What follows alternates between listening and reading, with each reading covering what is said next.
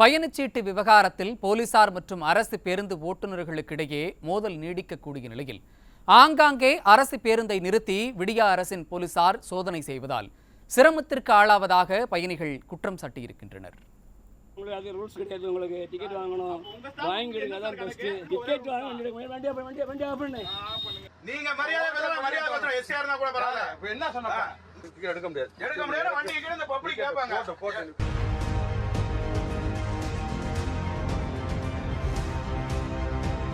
சென்னை உட்பட தமிழகத்தின் பல்வேறு இடங்களில் பயணிகளுடன் செல்லும் அரசு பேருந்துகளை நிறுத்தி சோதனை செய்வதால் ஆங்காங்கே போலீசாருடன் பேருந்து ஓட்டுநர்கள் நடத்துனர்கள் வாக்குவாதத்தில் ஈடுபட்டு வருகின்றனர்.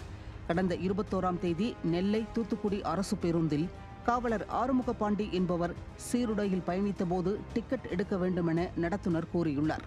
இதற்கு காவலர் ஆறுமுகபாண்டி பணி நிமித்தமாக செல்வதால் டிக்கெட் எடுக்க முடியாது என தெரிவித்ததால் இருவருக்கும் வாக்குவாதம் ஏற்பட்டது. இது தொடர்பான வீடியோ சமூக வலைதளங்களில் வெளியாகி அதிர்ச்சியை ஏற்படுத்தியது. இந்த நிலையில் வாரண்ட் இருந்தால் மட்டுமே அரசு பேருந்தில் கட்டணமின்றி பயணிக்க முடியும் என போக்குவரத்து துறை தெரிவித்துள்ளது. இந்த நிலையில் அரசு பேருந்துகளை தவறான முறையில் இயக்கினால் வழக்கு பதிவு செய்து அபராதம் விதிக்க வேண்டும் என போக்குவரத்து போலீசாருக்கு உயர் போலீஸ் அதிகாரிகள் வாய்மொழி உத்தரவு பிறப்பித்ததாக கூறப்படுகிறது. இதையடுத்து கடந்த 3 நாட்களாக சென்னை பிராட்வே, வண்டலூர், தாம்பரம், கிளம்பாக்கம் உட்பட பல்வேறு இடங்களில் 50க்கும் மேற்பட்ட அரசு பேருந்துகளை நிறுத்தி போலீசார் சோதனை நடத்தியதால் பயணிகள் சிரமத்திற்கு ஆளாகியுள்ளனர். ஈரோடு பேருந்து நிலையத்திற்கு மாற்று வழியிலும் ஒரு வழி பாதையிலும் சென்ற லாரிகள் மற்றும் 18 அரசு பேருந்துகளுக்கு போக்குவரத்து போலீசார் தலா 500 ரூபாய் அபராதம் விதித்தனர். அதேபோன்று சென்னை பிராட்வே பேருந்து நிலையத்திலிருந்து தாம்பரம் சென்ற அரசு பேருந்து சிக்னலில் விதி மீறியதாக கூறி போலீசார் அபராதம் விதிக்க முயன்றதால் பேருந்து தாமதமாக சென்றது. நெல்லை மாவட்டம் வள்ளியூரில் சீட் பெல்ட் மற்றும் முறையாக சீருடை அணியவில்லை என கூறி 3 அரசு பேருந்து ஓட்டுநர்களுக்கு தலா 500 ரூபாய் அபராதம் விதிக்கப்பட்டது. சோதனை என்ற பெயரில் போக்குவரத்து போலீசார் அரசு பேருந்துகளை நிறுத்துவதால் பணிக்கு செல்ல தாமதம் ஏற்படுவதாக பயணிகள் குற்றம் சாட்டியுள்ளனர். கவர்மெண்ட் பஸ்ஸை கவர்மெண்ட்டே மடக்கிற மாதிரி தானே இது யார் கேட்கணும்? கவர்மெண்ட் தான் கேட்கணும், இல்லை பொதுமக்கள் சேர்ந்து கேட்கணும். டைமிங் லேட் ஆகுது, அதில் டிராஃபிக் வேறு, அவன் டிராஃபிக் போலீஸ் வேறு மடைக்கிறாங்க. அவனை அரை மணி நேரம் 3/4 மணி நேரம் மடக்கி போட்டு டைமிங் ஆகி போகுது, வேலைக்கும் போக முடியல.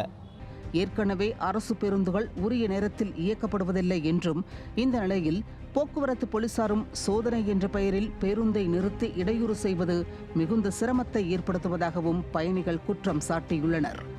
டைமிங்க்கு வண்டி எடுக்கிறது கிடையாது, டைமிங் கிடையாது வண்டிக்கு.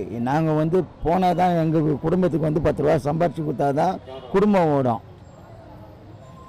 நாங்கள் போனால் குடும்பம் ஓடாது.